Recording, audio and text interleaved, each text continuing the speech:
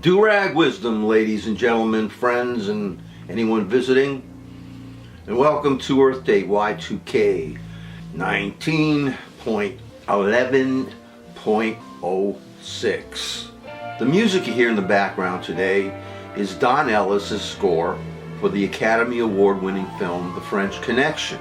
And pleasantly, surprisingly enough, there's a lot more music than on this CD than I remember from the movie.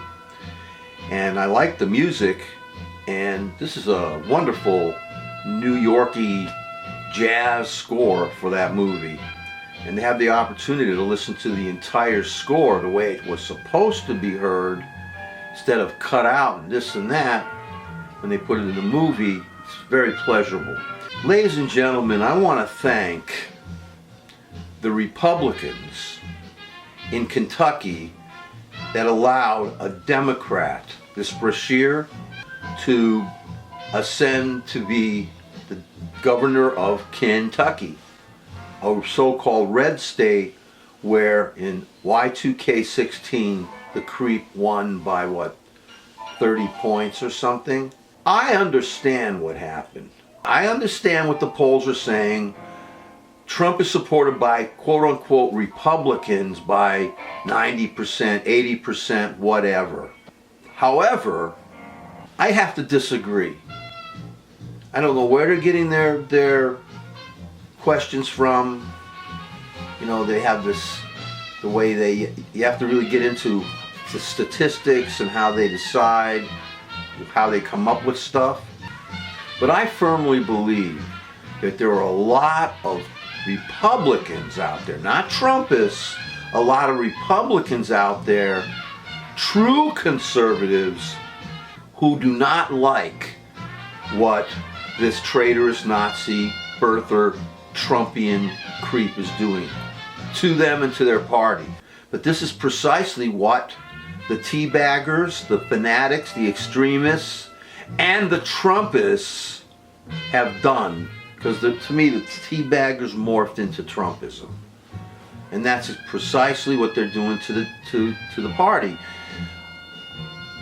I refuse to say that these creeps that are doing what they're doing are Republicans. It sounds I'm being facile. I don't know. I'm not trying to brainwash anybody. I'm not trying to make any excuses for this right-wing party.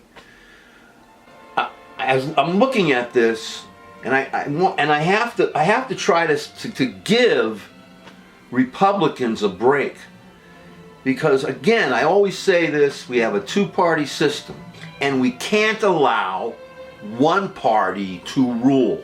This is one of the reasons we have the separation of powers, the way they have our election cycles, keep the other side, each side, off balance. But we never anticipated, and we should have, these extremists coming in, taking over parties. First they were in the Democratic Party, then after Lyndon Johnson betrayed them, they felt, they jumped over to the Republican Party. Neither party is blameless in the crap that's happened to us throughout history. But that's what happens when you have only two parties to choose from. We hope one day to have a pure democratic, multi-party democracy. Getting back to what happened in Kentucky, Virginia, not in Mississippi, we have hope. I mean, there's so much fighting we have to do against this traitor, this invader, the Moscovian candidate. I can only say and thank all these Republicans down there in Kentucky who said, F this, we're not stupid, we're going to have to vote for the Democrat. And we know this family. The son of one of the previous governors is now going to be, hopefully, the governor of Kentucky. Brashear, whatever. And he promises to bring back all the stuff that people, everything. Rights of workers, keeping the pensions, inviolate, respecting people, not being a bombastic, insulting, bullying bastard like I heard this the outgoing governor was, a Trumpist. You want that in our country? We're not designed in the United States of America to be ruled by bombastic, big mouth bullies who lie to us. Oh, by the way, I want to drink to all of you.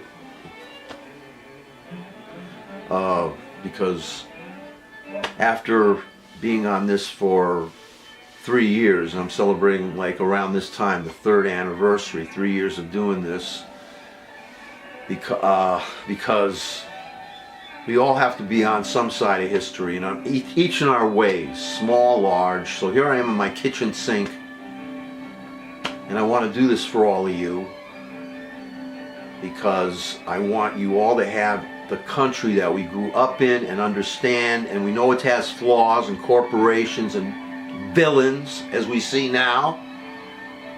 But just like this Britisher said to me on the train, we were going down to Florida or coming back, I don't know, he says, my old man memory, he says, don't worry, the United States has got good people in it, it's going to come back. And I'm seeing that now. A cynic like me, a pessimist like me, is seeing that. So here to you, to all you folks out there, L'chaim, Slantia, Lestrovia, Host.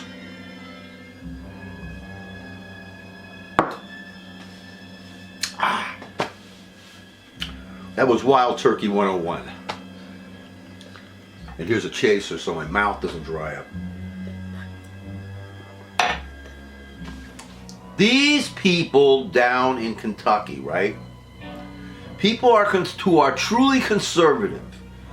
They're not stupid. They're not some of them could be social conservatives as well, but they control that part of themselves. They're fiscal conservatives. They're not trying to sneak into people's bedrooms or undermine labor unions. I believe that fiscal conservatives, true Republicans, they may not want the government to give out all kinds of extra stuff, but they're not against compromising.